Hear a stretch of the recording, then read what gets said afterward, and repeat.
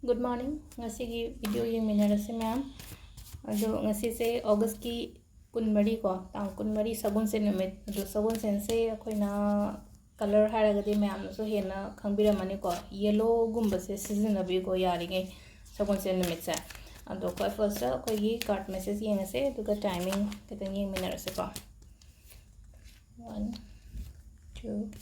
3 Sidagi dum somna apamba ko hadi card ama hai tare ko hadi aham bai se natraga mayai gi se natraga last ki se khangira ko hadi aroi bagi se khangira ko kira advaina hadi 1 2 3 nimti gi thai do pa dumaina ko sidagi ama choose to bira se ko first card ko 5 of pentacles number 2 the impression la aduga last ki sina 4 of swords and hai ko card se ko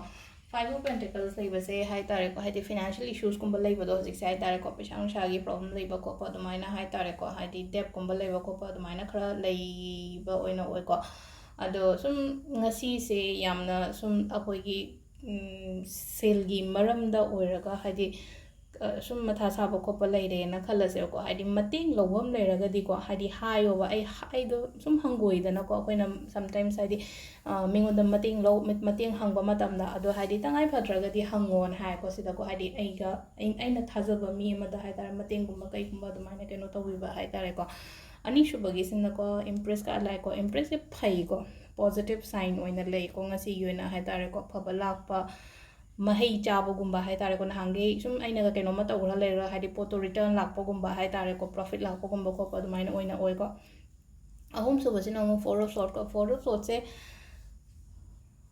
phagalakpa hai tare ko hadi healing keno hai tare ko problems leiba khotpa dagi hadi health issues leiba ko pa sugum ma'am se tapna phagalakpa oina oi ko hadi yam ka haina wakhan nuai ta bajo khanbi gano potha biyo phajana ko hadi health issues kumba leiraga di ado sida leire koi card ki message na to timing a phabaje ki mari ga minute yang khani thoi dagi na 3 minute kuniban hom leire ko dagi amu kaino dagi na 8 minute nifu dagi ko 8 minute nifu dagi pung 2 minute kumapan phom leire dagi 3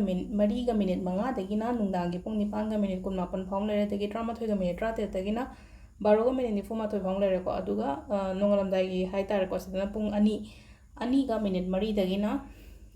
hayeng nongan bagi mu pung 3 ga minute yang khani thoi phom leire ko sisina akhoi gi timing afaba ko adu sida leire akhoi gi ngasi gi oina keno toba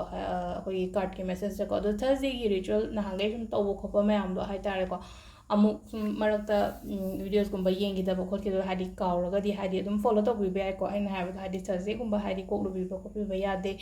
adagi keno to no hadi pisang sa se yari nge hai tare ko hadi Thursday gumba je pibi gano mingonda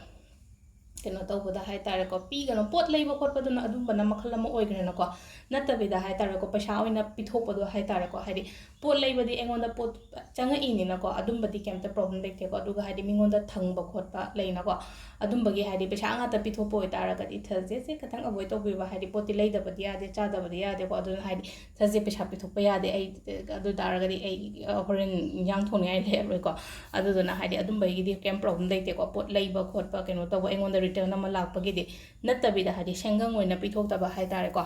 ado sida leire koigi ngasi gi card ki message ma'am thank you